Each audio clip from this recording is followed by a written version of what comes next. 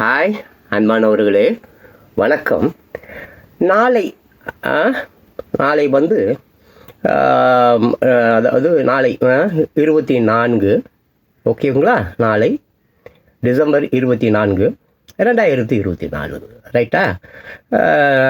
நாளை என்ன அப்படி ஒரு விசேஷம் என்று கேட்கிறீர்களா? அதான் நம்ம பொன்மனச்செம்மல் புரட்சி தலைவர், உத்தம புத்திரர், ஏழைகளின் சிரிப்பில் இறைவனை காண்பாய் என்று அண்ணா சொன்னாரே, இதே கனி என்று அண்ணா குறிப்பிட்டாரே, அந்த மாபெரும் மறைந்த எம்ஜி ராமச்சந்திரன், முதலமைச்சர் எம்ஜி ராமச்சந்திரன் அவர்களின் 38வது நினைவு தினம். 38வது நினைவு தினம். ஓகேங்களா? 17/1/1917 டு 24/12/1987. இந்த புத்தகம் பார்த்தீங்கன்னாக்கா அது மேலே இருக்குது உங்களுக்கு, எம்ஜிஆர் அரசியல் பாதை. இந்த புத்தகத்தின் ஆசிரியர் பெயர் வந்து துரை கருணா. இந்த புத்தகம் சென்னையில் பெரிய பெரிய புத்தக கடைகளில் கிடைக்கும். லேண்ட்மார்க்கு அந்த மாதிரி ஹெதாம்பாதாம் அந்த மாதிரி நிறைய சரியாக சொல்ல தெரியல. கண்ணதாசன் பதிப்பகம், இந்த மாதிரி ஏகப்பட்ட நான் என் பிறந்தேன் என்றவருடைய அற்புதமான புத்தகங்கள் கண்ணதாசன் பதிப்பகத்தில் கிடைக்கும். ஸோ மேலும் ஏதாவது உங்களுக்கு ராமச்சந்திரனை அறிந்து கொள்ள வேண்டும், ஏகப்பட்ட ஆயிரக்கணக்கான புத்தகங்கள் இருக்கிறது, ஆயிரக்கணக்கான ஆசிரியர்கள் எழுதியிருக்கிறார்கள். நீங்கள் வாங்கலாம், படித்து அவரை பற்றி தெரிந்து கொள்ளலாம். ஸோ என்னால் முடிஞ்சதை நான் வந்து உங்களுக்கு படித்து காண்பிக்கிறேன். ஏதாவது தப்பு இருந்தால் மன்னிச்சுடுங்க. சரி, அப்படி வீடியோ உள்ளார போகலாம். ஸ்கிப் பண்ணாதீங்க, நண்பர்களுக்கு காட்டுங்க, அப்புறம் உங்கள் இஷ்டம். ஸோ இது பார்த்தீங்கன்னாக்க அடிதடி ரகளை கண்ணீர் புகை, அடிதடி ரகளை கண்ணீர் புகை, அப்படியே போகலாம். ஒரு 2-3 அத்தியாயம் தான். ஒரு மிஞ்சி போனால் ஒரு 20 நிமிஷம் 25 நிமிஷம் வீடியோ தான். கொஞ்சம் தயவு செஞ்சு கேளுங்க. ஸோ எம்ஜிஆர் அதான் அடிதடி ரகளை கண்ணீர் புகை வீழ்ச்சி. எம்ஜிஆர் அறிவிப்புக்கு இணங்க 1972 மே மாதம் 11ஆம் தேதி உலகம் சுற்று வாலிபன் திரைப்படம் வெளியானது. ஒரு திரைப்படத்தின் வெற்றிக்கு விளம்பரம் ரொம்ப அவசியம். அப்போதெல்லாம் சுவரொட்டிகள் தான் மிகப்பெரிய விளம்பர சாதனம். உலகம் சுற்று வாலிபன் திரைப்படத்தின் சுவரொட்டிகளை எங்கும் ஓட்ட முடியவில்லை. தலைநகர் சென்னை முதல் தமிழகம் முழுவதும் எங்கெல்லாம் உலகம் சுற்றும் வாலிபன் திரைப்படத்தின் சுவர் ரொட்டிகள் ஒட்டப்பட்டதோ அவை எல்லாம் திமுகவினரால் கீழ்த்தெறியப்பட்டன. அதுக்கப்புறம் பாருங்க, அதிலும் குறிப்பாக திண்டுக்கல் பகுதியில் ஒரு இடத்தில் கூட அந்த திரைப்படத்தின் சுவர் ரொட்டிகளை காண முடியவில்லை. திண்டுக்கல் நகரத்தில்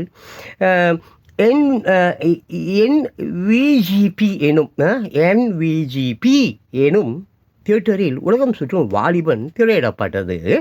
அந்த நாளில் மே 11 திமுகவினரின் வன்முறை, அராஜகம், ரவுடித்தனம் அத்துமீறி சென்றது.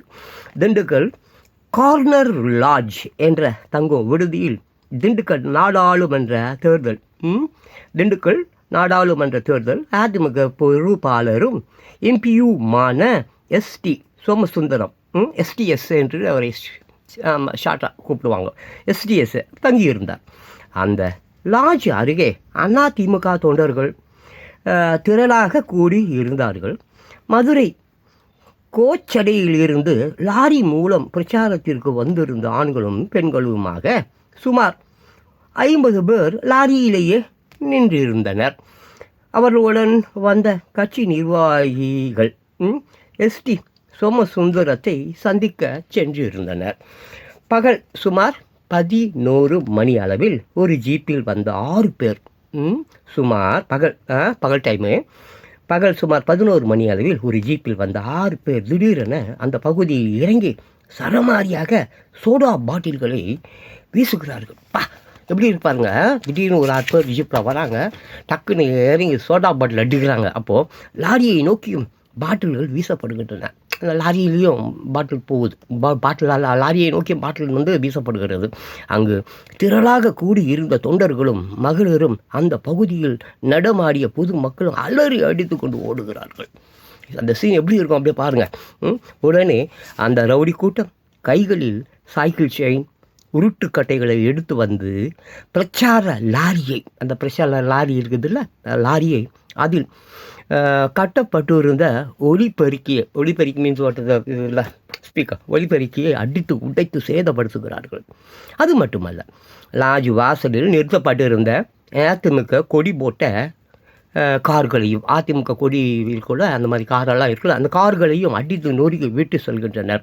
இதிலே ஒரு கொடுமை என்னவென்றால், அந்த லாஜ் வாசலில் இருந்த திருப்பூரை சேர்ந்த ஒரு தொழில் அதிபரின் புத்தம் புதிய ஃபியாட்டு காரையும் திமுக குண்டர்கள் தாக்கி பலமாக சேதப்படுத்தி விட்டனர். அதுக்கப்புறம் பாருங்கள், கார்னர் லாட்ஜ் அருகே அராஜகத்தில் ஈடுபட்ட இதே கும்பல் திண்டுக்கல் நாகல் நகர் நோக்கி சென்றது. திண்டுக்கல்ல இந்த நாகல் நகர் என்ற நகரை நோக்கி செல்கிறது. வழி நெடுக சாலைகளில் கோலி சோடா பாட்டில் தானே பல ஃபேமஸ் பாட்டில் அடிப்பாங்கல்ல, ஆமாம், கோலி சோடா பாட்டில்களை வீசி ரகளை செய்தவாறே செல்கின்றனர். அந்த வழியாக பிரச்சாரத்திற்கு வந்த காங்கிரஸ் எம்எல்ஏ ஓஎன் சுந்தரம் இவருடைய அண்ணன் ஓஎன் சிவஞானம் அப்போது திண்டுக்கல் நகர திமுக செயலாளராக இருக்கிறார். திமுக வேளரின் இந்த அராஜக செயல்களை பார்க்கிறார். யார் பார்க்குறாரு? அவர் பார்க்குறாரு. அப்புறம் நாகல் நகர் பகுதிக்கு வந்த திமுக ரவுடி கும்பல் அங்கு திண்டுக்கல் சட்டமன்ற தொகுதி மற்றும் நகர பொறுப்பாளராக இருந்த ஜேபிஆர் தங்கு இருந்த கட்சி அலுவலகத்தை தாக்க முயற்சிக்கிறது. ஜேபிஆர் தங்கு இருக்கிறாரு, அவரையும் தாக்கிறதுக்கு முயற்சி செய்கிறாங்க. அப்போது தங்கு இருந்த கட்சி அலுவலகத்தை தாக்க முயற்சிக்கிறது. சரியா? அப்போது சாலை ஓரம் பிடிசி டெப்போ எதிரே, பிடிசி மீன்ஸ் பஸ்ஸு, பல்லவன் போக்கு கரெக்டான தானே, அது பிடிசி டெப்போ எதிரே நிறுத்தப்பட்டு இருந்த விளாத்தி குளம் பகுதியை சேர்ந்த பிரச்சார லாரி மீது தாக்குதல் தொடுக்கின்றனர். அங்கே டிரைவர் சீட் அருகே அமர்ந்திருந்த விளாத்தி குளம் நகர அதிமுக அமைப்பாளர் யாக்கோபு ரெட்டியாரை திமுக ராஜக கும்பல் வெட்டியது. காலில் வெட்டுப்பட்ட அவர் அலறி துடித்தார். அவர் அலறல் சத்தம் கேட்டு அண்ணா திமுக தொண்டர்கள் ஓடி வந்தபோது குண்டர்கள் கூட்டம் தப்பிச் சென்று விட்டது. அதுக்கப்புறம் பாருங்க, பட்ட பகலில் பிரதான சாலையில் திமுக ரவுடிகள் நடத்திய கொலை வெறி தாக்குதல் குறித்து தகவல் அறிந்த சப் கலெக்டர், போலீஸ், எஸ்பி உள்ளிட்ட அதிகாரிகள் சம்பவம் நடைபெற்ற பகுதிகளுக்கு வருகிறார்கள். அவர்களிடம் பேசிய உள்ளூர் காங்கிரஸ் எம்எல்ஏ ஓஎன் சுந்தரம் ஆவேசமாக வாதிட்டார். எங்களுக்கும் வன்முறை தெரியும், நாங்களும் பதிலுக்கு பதில் என களத்தில் இறங்கினால் திண்டுக்கல் தாங்காது. உடனடியாக 1 மணி நேரத்தில் வன்முறையில் ஈடுபட்ட ரவுடிகளையும் இவர்களை தூண்டிவிட்டு துணை நின்ற திமுக புள்ளிகளையும் கைது செய்ய வேண்டும், இல்லையென்றால் நானே தலைமை ஏற்று பதிலடி தருவோம் என்று ஆவேசமாக கூறினார். அது மட்டுமல்ல, காங்கிரஸ் மத்திய அமைச்சர்களும் திமுகவை எச்சரித்தனர். டெல்லி தலையிட வேண்டியது வரும் என மிரட்டினார். சுந்தரம் எம்எல்ஏவிடம் உடனடியாக நடவடிக்கை எடுக்கிறோம் என அதிகாரிகள் உறுதி அளித்து சென்றனர். அவர்கள் சென்ற சிறிது நேரத்தில் அந்த பகுதியில் பாதுகாப்புக்கு இருந்த போலீஸ்காரர்களும் புறப்பட்டு சென்றனர். திமுகவினர் வன்முறை தாக்குதலால் ஆத்திரம் அடைந்திருந்த அண்ணா திமுக தொண்டர்கள் அந்த பகுதிகளில் இருந்த திமுக கொடி பேனர்களை கிழித்திருந்தனர். உதயசூரியன் விளம்பர தட்டிகளை உடைத்து சேதப்படுத்தினர். உணர்ச்சி வசப்பட்ட சில அதிமுகவினர் நாகல் நகர் பகுதியில் இருந்த திண்டுக்கல் நகர திமுக தேர்தல் அலுவலகத்தை அடித்து நொறுக்கி சூறை ஆடினார்கள். அங்கு பொறுப்பாளராக இருந்த காதர் பாஷா என்ற வெள்ளச்சாமியும் தாக்குதலுக்கு உள்ளானார். இந்த தகவல் அறிந்த போலீசார் அடுத்த 5வது நிமிடத்தில் 100 கணக்கில் வந்து இறங்கினார்கள். இரும்பு தொப்பி அணிந்த ஆயுதப்படை போலீசார், சிறப்பு போலீசார் என வேன்களிலும் பஸ்களிலும் வந்து இறங்கிய வேகத்தில் தடி, அடி, கண்ணீர், புகை, வீழ்ச்சி என அவர்களின் பங்குக்கும் அரச பயங்கரவாத வன்முறையை கட்டவிழ்த்து அண்ணா திமுக தொண்டர்களின் மண்டைகளை, கை கால்களை உடைத்தனர். இத்தனை வன்முறைகள், ரகளைகள் நடந்த போதும் உலகம் சுற்றும் வாலிபன் அரங்கு நிறைந்த காட்சிகளாய் ஓடியது. ம், இத்தனை வன்முறைகள் ரகளைகள் நடந்த போதிலும் உலகம் சுற்றும் வாலிபன் அரங்கு நிறைந்த காட்சிகளாக ஓடியது.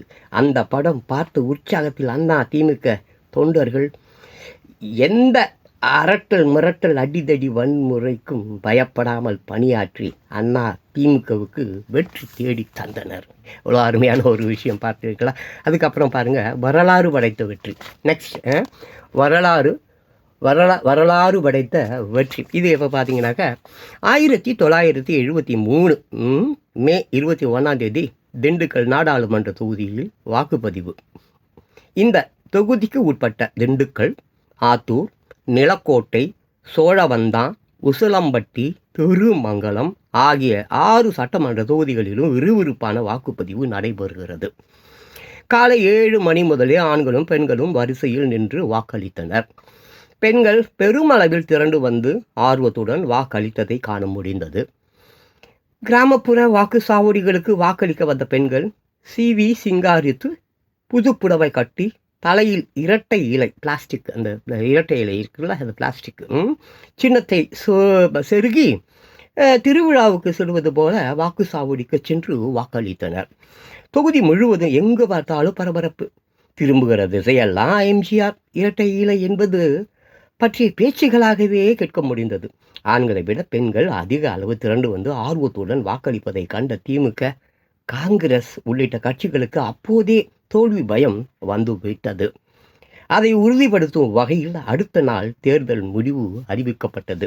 திண்டுக்கல் நாடாளுமன்ற தொகுதியின் அப்போதைய 1973 மொத்த வாக்காளர்கள் எண்ணிக்கை 6,43,704. எவ்வளோ பாருங்கள், இந்த மொத்த வாக்கு 1973 மொத்த வாக்காளர்கள் எண்ணிக்கை எவ்வளோன்னு பார்த்தீங்கன்னா 6,43,704. பதிவான வாக்குகள் 5,05,253. எவ்வளவோ பாருங்கள், 5,05,253. இதில் அண்ணா திமுக வேட்பாளர் கே மாயத்தேவர் பெற்ற ஓட்டுக்கள் 2,60,930. எவ்வளோ பாருங்கள், 2,60,930. அடுத்து காமராசர் தலைமையிலான ஸ்தாபன காங்கிரஸ் கட்சியின் வேட்பாளர் NSV சித்தன் வாங்கிய வாக்குகள் 1,19,032. ஆமாம். மூன்றாவது இடத்துக்கு வந்த திமுக வேட்பாளர் பொன்முத்து ராமலிங்கம் 93,496 வாக்குகளும். டெபாசிட் தொகையை பறிகொடுத்த இந்திரா காங்கிரஸ் வேட்பாளர் கரு சீமைசாமி 11,423 வாக்குகளும் பெற்றிருந்தனர். பார்த்தீங்களா எப்படின்னு. அதுக்கப்புறம் பாருங்கள், திண்டுக்கல் தேர்தல் முடிவு அறிவிக்கப்பட்டதும் தமிழக அரசியலில் எம்ஜிஆர் ஓர் அசைக்க முடியாத சக்தியாக உருவெடுக்கிறார் என்று பத்திரிகைகள் எழுதின. திண்டுக்கல் தொகுதியில் தேர்தல் பிரச்சாரம் மேற்கொண்ட அண்ணா திமுகவின் நட்சத்திர பேச்சாளரான நெல்லை பாலாஜி பேசும்போது, இந்த இடைத்தேர்தலில் எம்ஜிஆர் அறிமுகப்படுத்தியுள்ள அண்ணா திமுகவின் வேட்பாளர் மாயத்தேவர் 1.5 லட்சம் வாக்குகள் வித்தியாசத்தில் வெற்றி பெறுவார், இது உறுதி. கவிஞன் வாக்கு கடவுள் வாக்கு, பாலாஜிக்கு வாக்கு பகவான் வாக்கு என்று பேசினார். ஏதோ உணர்ச்சி வேகத்தில் அவர் அப்படி பேசுகிறார் என்று கருதப்பட்டது. ஆனால் ரிசல்ட் வந்ததும் நெல்லை பாலாஜி பேசியது போலவே 1.5 லட்சத்திற்கும் அதிகமான வாக்கு வித்தியாசத்தில் அண்ணா திமுக வேட்பாளர் மாயத்தேவர் வெற்றி பெற்ற செய்தி கிடைத்தது. பேச்சாளர்கள் மக்களின் மனங்களை அறிவதில் சமர்த்தர்கள் என்பது உறுதியானது. தேர்தல் முடிவு அறிவிக்கப்பட்டவுடன் வழக்கம் போல கருணாநிதி அறிக்கை ஒன்றை வெளியிட்டார். அந்த அறிக்கை விவரம்: கழக தோழர்களே, தோல்வி கண்டு துவண்டு விடாதீர்கள். நமது அண்ணனுக்கு 1962 காஞ்சியில் ஏற்பட்ட சோதனையை நினைவில் வைத்து ஆறுதல் அடையுங்கள், ஊக்கம் பெறுங்கள். நான் ஏற்கனவே பலமுறை குறிப்பிட்டு இருப்பது போல தமிழ்நாடு முழுமைக்கும் திண்டுக்கல் முடிவு உதாரணம் ஆகாது. ஒரு தொகுதியின் வெற்றி தோல்வி தமிழ்நாட்டில் எதிர்கால அரசியலை நிர்ணயிப்பது அல்ல. ஒரு பானை சோற்றுக்கு ஒரு சோறு பதம் என்ற பழமொழி இதற்கு பொருந்தாது. ஆமாம், திண்டுக்கல் தொகுதியில் 65% பேர் முக்குலத்தோர் என்றும் அதில் 50% பேர் பிறமலைக்கள்ளர் என்றும் மாயத்தேவர் அந்த வகுப்பை சேர்ந்தவர் என்றும் அவரே பத்திரிகையில் எழுதி இருப்பது அலட்சியப்படுத்தக்கூடியது அல்ல. எப்படி இருப்பினும் வெற்றி வேட்பாளரை நான் வாழ்த்துகிறேன் என்றார் கருணாநிதி. அது மட்டுமல்ல, திமுகவினரும் காமராஜரும் மற்ற காங்கிரசாரும் இது சினிமா கவர்ச்சிக்கு கிடைத்த வெற்றி என்று கூறினார்கள். இதற்கு பதிலளித்து எம்ஜிஆர் கூறியது, ஒரு கொள்கையின் மீது பற்று ஏற்படுத்துவதற்கு கவர்ச்சி எனலாம். தனி மனிதனின் செயலாற்றல் அல்லது தொண்டின் மீது மக்கள் வைக்கின்ற நம்பிக்கைக்கும் கவர்ச்சி என்று சொல்லலாம். அதாவது கவர்ச்சி என்பது ஈர்க்கும் சக்தி என்பதாகத்தான் பொருள்படும். அந்த ஈர்க்கும் சக்தி அழகின் மீதோ ஒரு உருவத்தின் மீதோ மட்டும்தான் ஏற்படும் என்பது தரம் குறைந்த வாதமாகும். அரசியலில் மகாத்மாவின் அகிம்சை வழி போராட்டத்தை மக்கள் ஏற்றுக்கொண்டது மகாத்மாவின் தன்னலமற்ற தியாக சீலத்தின் ஈர்ப்பு சக்தி என்பதை ஒப்புக்கொள்ள வேண்டும். அதேபோல நேருவின் துடிப்பு மிக்க அரசியலும் வீறு கொண்ட கருத்துக்களும் இளைஞர்களை ஈர்த்தது. மூதறிஞர் ராஜாஜியின் ஆழ்மனமிக்க கருத்துக்கள் மனதிற்கு பட்டதை நியாயவாதத்தோடு எடுத்து வைக்கும் ஆற்றல் மிகப்பெரிய படித்த பண்பாளர்களையும் மக்களையும் அவர் வாழ் ஈர்த்தன என்றால் அந்த கவர்ச்சியை நாம் ஒப்புக்கொள்ள வேண்டும்.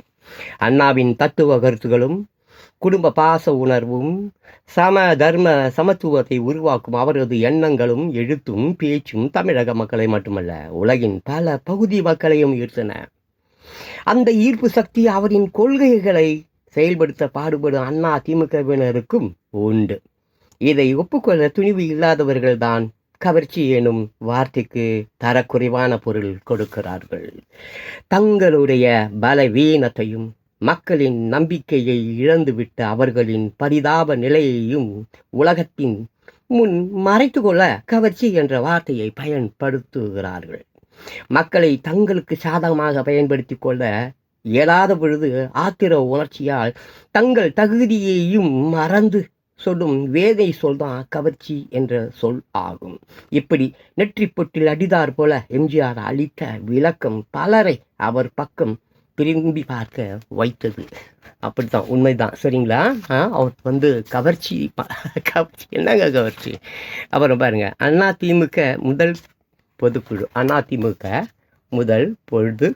அதிமுக முதல் எம்ஜிஆரின் இந்த பக்குவமான பதில் அரசியல் வட்டாரத்தில் அவருக்கு மேலும் பெருமை சேர்த்தன. மக்கள் செல்வாக்கு பெற்ற அரசியலில் ஊறி திளைத்த காமராஜரையும் அண்ணாவுக்கு பின் தான் என மார்தட்டி தமிழகத்தின் முதலமைச்சராகவும் வலிமை மிக்க திமுகவின் தலைவராகவும் இருந்த கருணாநிதியையும் வீழ்த்தி வெற்றி கண்ட எம்ஜிஆரை எல்லோரும் ஆச்சரியத்துடனும் வியப்புடனும் பார்த்தனர். திண்டுக்கல் தேர்தலுக்கு பிறகு கட்சி அதிக வேகமாக வளர்ந்தது. திமுகவில் இருந்தும் வேறு பல கட்சிகளில் இருந்தும் நிர்வாகிகளும் தொண்டர்களும் விலகி எம்ஜிஆர் தலைமையிலான அண்ணா திமுகவில் இணைந்தனர். தமிழகத்தில் மக்கள் செல்வாக்கு மிக்க தலைவராக எம்ஜிஆர் உருவாகி வருகிறார் என ஊடகங்கள் எழுத தொடங்கின.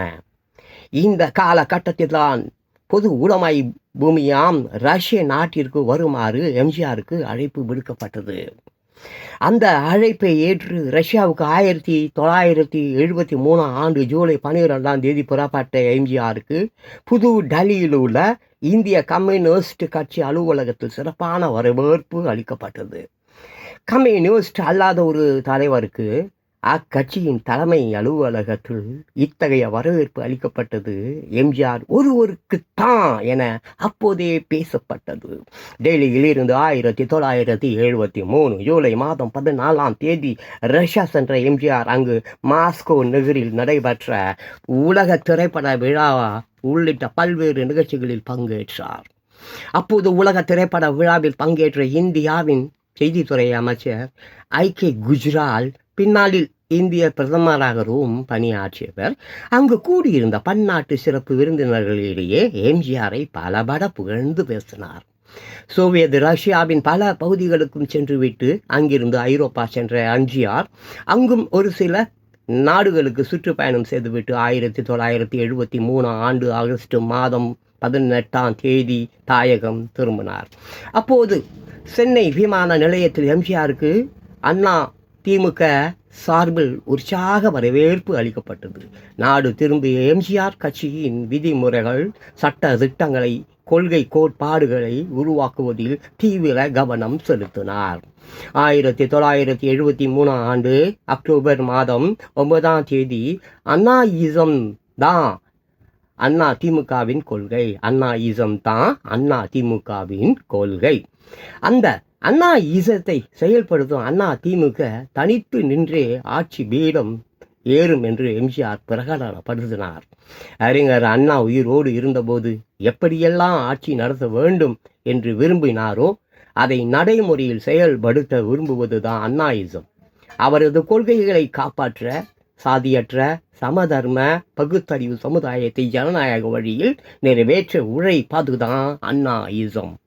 பொருளாதாரத்தில் தாழ்ந்து எல்லா சமுதாயத்தினரும் எல்லா தரப்பினரும் எவ்வித பாகுபாடும் இல்லாமல் அனைத்தும் பெற்று சமதர்ம சமுதாயத்தின் பலம் பொருந்திய உறுப்புகளாக அமைய வேண்டும் என்பதுதான் அண்ணாயிசம் என கொள்கை விளக்கம் அளித்த எம்ஜிஆர் இதை நிறைவேற்ற அண்ணா திமுக உறுதியுடன் பாடுபடும் என்று தெரிவித்தார். திண்டுக்கல் நாடாளுமன்ற தேர்தல் தோல்விக்கு பிறகும் திமுகவினர் ஆங்காங்கே அண்ணா திமுக நிர்வாகிகளை மிரட்டுவதும் தாக்குவதுமாக செயலில் ஈடுபட்டு வந்தனர். 1973 அக்டோபர் மாதத்தில் நாகர்கோயில் பகுதியைச் சேர்ந்த அண்ணா திமுக தொண்டன் 21 வயதே நிரம்பிய செல்லத்துறை என்பவர் அடித்தே கொல்லப்பட்டார். வட ஆற்காடு மாவட்டம் சோளிங்கர் பகுதியைச் சேர்ந்த அரங்கநாதன் என்ற அதிமுக செயல் வீரரை திமுகவினர் கடுமையாக தாக்கி படுகொலை செய்தனர். திமுகவினர் இத்தகைய அராஜக செயலை எம்ஜிஆரும் மற்ற அரசியல் கட்சி தலைவர்களும் கடுமையாக கண்டித்தனர். ஆங்காங்கே கண்டன கூட்டங்களும் ஆர்ப்பாட்டங்களும் நடைபெற்றன. அண்ணா திமுக நிர்வாகிகள் தொண்டர்கள் மீது ஆளும் கட்சியினர் போடும் பொய் வழக்குகளை எதிர்கொண்ட வழக்கறிஞர் குழு ஒன்றையே எம்ஜிஆர் அமைத்திருந்தார். இந்த நேரத்தில் அமைப்பு ரீதியாக கட்சியை பலப்படுத்த விரும்பிய எம்ஜிஆர் அண்ணா திமுகவின் முதல் சிறப்பு பொது குழு கூட்டம் ஒன்றை சென்னையில் கூட்டினார். 1974 ஆண்டு ஜனவரி மாதம் 4ஆம் தேதி நடைபெற்ற இந்த சிறப்பு பொது குழு கூட்டத்தில் மாநிலம் முழுவதும் இருந்து வந்திருந்த சுமார் 500 பிரதிநிதிகள் கலந்து கொண்டனர். இவர்கள் அனைவரும் சேர்ந்து அண்ணா திமுகவின் பொது செயலாளராக எம்ஜிஆரை ஒரு மனதாக தேர்ந்து எடுத்தனர். கட்சியின் அவை தலைவராக பாவலர் முத்துசாமியும் பொருளாளராக எஸ்.எம். துரைராஜ் எம்எல்ஏவும் தேர்ந்தெடுக்கப்பட்டனர். இந்த பொதுக்குழு கூட்டத்தில் தான் புதிய நிர்வாக குழு உருவாக்கப்பட்டது. கட்சி பணிகளை கவனிப்பதற்காக 15 செயலாளர்கள் நியமிக்கப்பட்டனர். அதன் விவரம்: அமைப்பு செயலாளர் கே.ஏ. கிருஷ்ணசாமி, அரசியல் குழு செயலாளர் நாஞ்சில் மனோகரன், பிரச்சார குழு செயலாளர் எஸ்.டி. சோமசுந்தரம், தேர்தல் பிரிவு செயலாளர் கோவை செழியன், தலைமை நிலைய செயலாளர் H.V. ஹண்டே, மகளிர் பிரிவு செயலாளர் P.T. சரஸ்வதி, மாணவர்கள் அணி செயலாளர் அழகு திருநாவுக்கரசு, தொழிற்சங்க செயலாளர் எஸ். ராகவானந்தம் என கட்சி பணிகளுக்கு புதிய செயலாளர்கள் நியமிக்கப்பட்டனர். புதிய நிர்வாகிகள் அனைவரும் சுறுசுறுப்பாக களத்தில் இறங்கி செயல்பட்டனர்.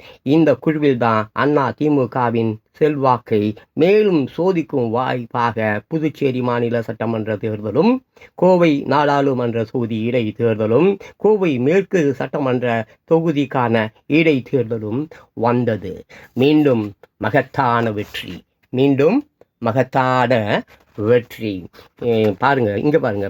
கோவை நாடாளுமன்ற தொகுதியின் இந்திய கம்யூனிஸ்ட் கட்சி எம்பி பாலதண்டாயுதமும் கோவை மேற்கு தொகுதி திமுக எம்எல்ஏ ஒருவரும் மரணம் அடைந்ததை முன்னிட்டு அங்கு இடைத்தேர்தல் வந்தது.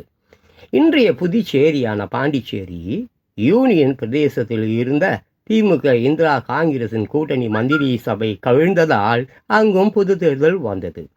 இந்த தேர்தல்களை அதிமுகவும் இந்திய கம்யூனிஸ்ட் கட்சியும் கூட்டணி அமைத்து சந்தித்தன. கோவை நாடாளுமன்ற தொகுதிக்கு இந்திய கம்யூனிஸ்ட் கட்சி சார்பில் பார்வதி கிருஷ்ணனும், கோவை மேற்கு சட்டமன்ற தொகுதிக்கு அதிமுக சார்பில் அரங்கநாயகமும் வேட்பாளர்களாக நிறுத்தப்பட்டனர். புதுச்சேரி நாடாளுமன்ற தொகுதி வேட்பாளராக பாலா பழனூர் என்ற வழக்கறிஞர் அதிமுக சார்பாக போட்டியிட்டார். திண்டுக்கல் நாடாளுமன்ற தொகுதியில் அதிமுக பணியில் இடம்பெற்றிருந்த மார்க்சிஸ்ட் கம்யூனிஸ்ட் கட்சி கோவையிலும் புதுச்சேரியிலும் எதிர்த்து களம் இறங்கியது. கோவை நாடாளுமன்ற தொகுதியில் மார்க்சிஸ்ட் கம்யூனிஸ்ட் போட்டியிட விரும்பியது. அதை இந்திய கம்யூனிஸ்ட் கட்சி ஏற்கவில்லை. அதனால் கூட்டணியிலிருந்து விலகிச் சென்று தனித்து போட்டியிட்டது.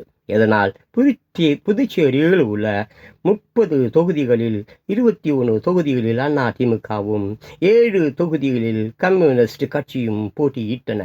2 தொகுதிகளில் சுயேட்சை வேட்பாளர்களுக்கு ஆதரவு அளித்தனர். அப்புறம் மேலும் இன்னும் கொஞ்சம் இருக்குது, பார்த்துடலாம் அதையும். ஓகேங்களா? திண்டுக்கல் நாடாளுமன்ற இடைத்தேர்தலில் விழுந்த பலமான அடியால் நிலைகுலைந்த காங்கிரஸ் கட்சிகள் மறு சிந்தனைக்கு வந்தன. அகில இந்திய அளவில் ஸ்தாபன காங்கிரஸ், இந்திரா காங்கிரஸ் எதிராக செயல்பட்டாலும் தமிழ்நாட்டில் ஒருங்கிணைந்து செயல்படுவது என முடிவெடுத்தனர். இது தொடர்பாக இந்திரா காங்கிரஸ் சார்பில் அப்போதைய மத்திய அமைச்சர் சி. சுப்பிரமணியமும் கட்சியின் அகில இந்திய பொதுச் செயலாளராக இருந்த மரகதம் அம்மையாரும் காமராசரை சந்தித்து பேசினார்கள். காமராசரின் சம்மதம் கிடைத்ததும் புதுச்சேரியில் ஸ்தாபன காங்கிரஸ் 16 இடங்களிலும் 14 இடங்களில் இந்திரா காங்கிரசும் போட்டியிடுவது என முடிவானது. கோவை நாடாளுமன்ற தொகுதி மற்றும் கோவை மேற்கு சட்டமன்ற தொகுதி ஆகியவற்றில் காமராஜரின் ஸ்தாபன காங்கிரஸ் வேட்பாளர்களை களம் இறக்கியது. இந்த தேர்தல் பிரச்சாரத்தை இரு காங்கிரஸ் கட்சி தலைவர்களும் இணைந்தே மேற்கொண்டனர். தமிழகத்தில் ஆளும் கட்சியாக இருந்த திமுக திண்டுக்கல் தோல்வியை தொடர விடக்கூடாது, எப்படியாவது கோவையிலும் புதுச்சேரியிலும் வெற்றி தீர வேண்டும் என கங்கணம் கட்டிக்கொண்டு களம் இறங்கியது. ஆள் பலத்தையும் பண பலத்தையும் பயன்படுத்தி வெற்றி கனியை பறித்து விடலாம் என கனவு கண்டது. புதுச்சேரியில் காங்கிரஸ் கட்சிக்கு தனி செல்வாக்கு உள்ளது. பிரிந்து கிடந்த தேசிய சக்திகள் ஒன்றிணைந்து போட்டியிடுவதால் நிச்சயம் வெற்றி கிடைக்கும், ஆட்சி அமைப்போம் என காமராசர் நம்பினார். இந்திரா காங்கிரசாரும் அந்த நம்பிக்கையில் உறுதியுடன் இருந்தனர். கோவையில் நடைபெறும் நாடாளுமன்ற சட்டமன்ற இடைத்தேர்தலிலும் அதிமுக திமுகவை முறியடித்து வெற்றி பெற்று விடலாம் என காங்கிரசார் கருதினார்கள். அந்த பகுதியில் காங்கிரசின் INTUC தொழிற்சங்கம் மிக வலுவாக உள்ளது. கம்யூனிஸ்ட் தொழிற்சங்க ஓட்டுக்கள் சிதறுவிடும். அதனால் எளிதில் வெற்றி பெற்று விடலாம் என காங்கிரசார் கருதினர். அதனாலேயே அங்கு இந்திய தேசிய தொழிற்சங்க காங்கிரசின் INTUC நிர்வாகியான ரமணி என்பவரை ஸ்தாபன காங்கிரஸ் வேட்பாளராக களம் இறக்கியது. இப்படி வலுவுள்ள சக்திகளான திமுக அணி, காங்கிரஸ் அணி கடும் நெருக்கடியை கொடுத்த போதும் எம்ஜிஆர் மக்களை மட்டுமே நம்பி இந்திய கம்யூனிஸ்ட் கட்சியின் துணிச்சலோடு தேர்தலை எதிர்கொண்டார். கோவை தொகுதிகளிலும் புதுச்சேரி யூனியன் பிரதேச பகுதிகளிலும் இரவு பகல் பாராது தேர்தல் பிரச்சாரத்தை மேற்கொண்டார். கோவையில் தேர்தல் பிரச்சாரம் மேற்கொண்ட எம்ஜிஆர் மீது தாக்குதல் முயற்சியும் நடைபெற்றது. ஒரு பொதுக்கூட்டத்தில் எம்ஜிஆர் பேசிக்கொண்டு இருந்தபோது அவர் மீது மலர்களை வீசுவது போல மலருக்குள் கல்லை வைத்து ஒருவன் வீச அது அவரது இடது கண்ணுக்கு அருகே பட்டு லேசான காயத்தை உண்டு பண்ணிவிட்டது. ஆனாலும் அதை வெளிக்காட்டி கொள்ளாமல் அமைதியாக எம்ஜிஆர் பேசி முடித்தார். வீண் கலவரமோ தேவையற்ற பிரச்சனையோ உருவாகக்கூடாது என்பதில் எம்ஜிஆர் மிக எச்சரிக்கையுடன் இருந்தார். கோவை பிரச்சாரத்தை முடித்துக்கொண்டு புதுச்சேரி சென்ற எம்ஜிஆர் அங்கும் தெருவாக திறந்த ஜீப்பில் சென்று வாக்கு சேகரித்தார். கர்நாடகா, ஆந்திரா எல்லை ஓரங்களில் இருந்த புதுச்சேரியின் மாஹே, ஏனாம் ஆகிய தொகுதிகளுக்கும் சென்று மக்களை சந்தித்து பிரச்சாரம் மேற்கொண்டார். எம்ஜிஆர் சென்ற இடங்களில் எல்லாம் மக்கள் கூட்டம் அலையாய் திரண்டது. குறிப்பாக இளைஞர்கள் மற்றும் பெண்கள் மத்தியில் எம்ஜிஆரின் செல்வாக்கு அதிகரித்து இருந்ததை காண முடிந்தது. அந்த தேர்தல் பிரச்சாரத்தின் போதுதான் கோவையில் நடைபெற்ற ஒரு பொதுக்கூட்டத்தில் பேசிய எம்ஜிஆர், பெண்கள் தங்களது கணவனே சொன்னாலும் நேர்மை அற்றவர்களுக்கு, அநியாயக்காரர்களுக்கு வாக்களிக்க மாட்டார்கள், நான் குறிப்பிடும் நல்லவர்களுக்கு தான் வாக்களிப்பார்கள் என்று பேசினார். உடனே திமுகவினர் இந்த பேச்சை திரித்து எம்ஜிஆர் பெண்களை அவமானப்படுத்தி விட்டார்.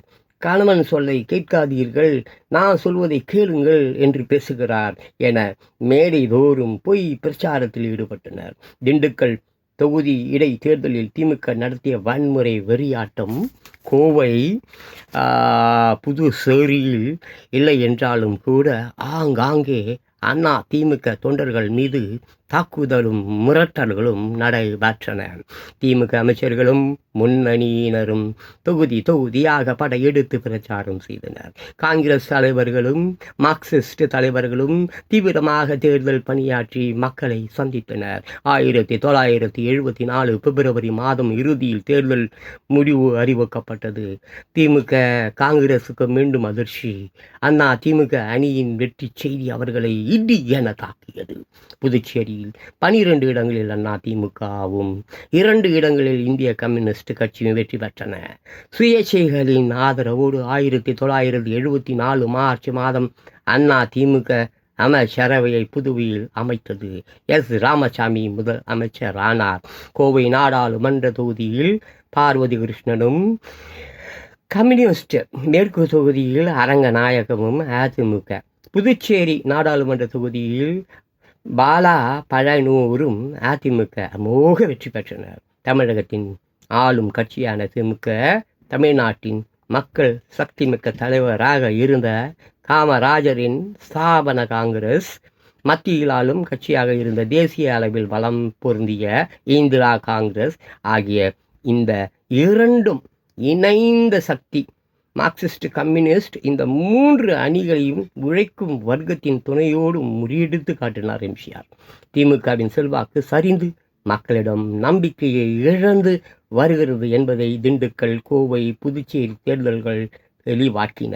காங்கிரஸ் கட்சிக்கும் இனி எதிர்காலம் இல்லை என்பதை எம்ஜிஆரின் வளர்ச்சி உறுதிப்படுத்தியது. இதனால் திமுகவின் கோபம் அதிகரித்தது. அன்பானவர்களே, வாலிபர்களே, இளைஞர்களே, இன்று பார்க்க போனாக்க ஏகப்பட்ட கட்சிகள் இருக்கிறது. ஆமாம், கட்சிகளுக்கு சோத்துக்கு பயங்கர பட்சம். படிப்பு, கல்வி, அறிவு, அந்தஸ்து, மரியாதை, என்னென்னமோ பயங்கரமான பஞ்சம் இருக்குது. ஆனால் கட்சிகளுக்கு பஞ்சம் இல்லை. கட்சி கொடிகளுக்கு பஞ்சம் இல்லை. எங்கே பார்த்தாலும் கட்சி. வாலிப பெண்களே, யாரோ எப்படியோ போகட்டும், ஆனால் நான் உங்களிடம் விரும்பி கேட்பது, நீ யார்? உன் நிலை என்ன? சாப்பிட்டியா? வேலைக்கு போறியா? ரைட்டு. வீடு இருக்கா? வாடகை வீடு இருக்கா? அதுவும் இல்லையா? இல்லை இந்த லோன்னு அலைஞ்சி லோனுன்றானே, அதை பார்க்க போறியா? இல்லை இந்த கால் சென்டரு, இன்ஃபோசிஸ், அந்த மாதிரி நாங்கள் வேலை பார்க்குறேன், மாதம் 2 லட்சம் 3 லட்சம் சம்பளம்னு சொல்லி சம்பளம் வாங்கி அவனோ ஒருத்தவன் இன்டர்நெட்டில் ஆன்லைனில் உன்னை ஏமாற்றி ஸ்கேம் பண்ணி சம்பாரிச்ச பணத்தெல்லாம் இழக்க போறியா? எவ்வளோ நீ இழக்க போகிற சொல்லு. நீ எதை வேணா இழந்துட்டு போ, ஆனால் உன் குழந்தைகளை இழக்காது. உன் குழந்தைகள் பாவம். நீ விரும்பி பெற்ற குழந்தை அது பாவம். அது சோறு இல்லாமல் தவிக்குது, கல்வி இல்லாமல் தவிக்குது, மருத்துவம் இல்லாமல் தவிக்குது. அதை அப்படியே அநியாயமாக விட்டுட்டு எவனாலேயோ போறியே. இதுதான் தப்பு. அந்த குழந்தை பாவம். குப்பை தொட்டியாக சுற்றுது, ரோடாக சுற்றுது. அதனுடைய எதிர்காலம் கேள்வி போச்சு.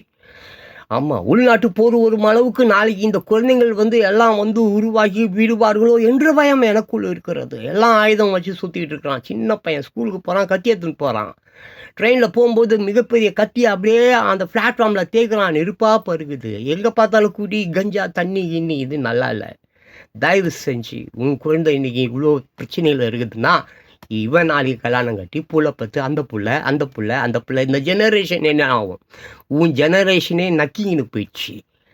உன் ஜெனரேஷனே இவ்வளோ மோசமாக இருக்குது. நாளைக்கு இந்த குழந்தைகளுடைய ஜெனரேஷன் என்ன? உலகம் அழியன்றான், பேரிடர் வரணுன்றான், பாவத்தின் சம்பளம் மரணன்றான். தயவு செஞ்சுப்பார். இருக்கிற கொஞ்ச நாள் நேற்று கூட மறந்துடு, நாளைக்கு கூட வேண்டாம். இன்னைக்கு வாழ்வதுக்காவது கொஞ்சம் நல்லதை செய்ய. நீ யாருக்கு செய்ய வேண்டாம்? உன் குழந்தைங்களுக்கு செய்ப்பா. குழந்தைங்க தான்ப்பா தெய்வம். குழந்தைங்க தான் தெய்வம். அவங்கள நல்லா பார்த்துங்கப்பா. நான் எதை தப்பாக பேசுனா மன்னிச்சிடுங்கப்பா. தயவு செஞ்சு இந்த வீடியோ பிடிச்சா யாருக்கா ஷேர் பண்ணுங்கள். ஷேர் பண்ணலன்னா அதனால் எனக்கு ஒன்றும் நஷ்டம்லாம் கிடையாது. Okay, thank you. இன்னொரு வீடியோவில் சந்திக்கிறேன். ஓகேவா? தேங்க்யூ.